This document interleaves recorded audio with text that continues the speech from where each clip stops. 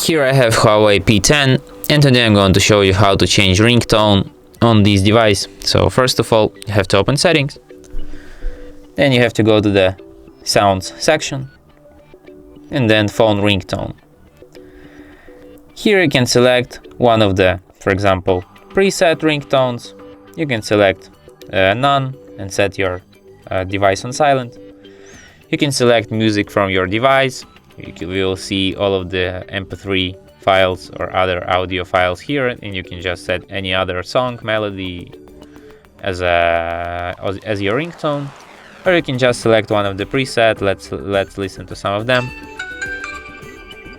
Yeah, this one bangs.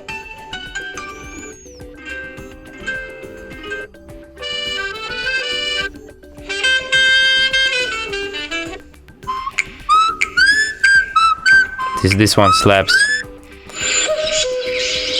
Oh,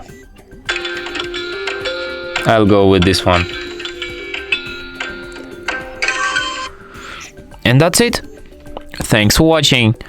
If you find this tutorial useful, don't forget to hit that like button and subscribe to our channel.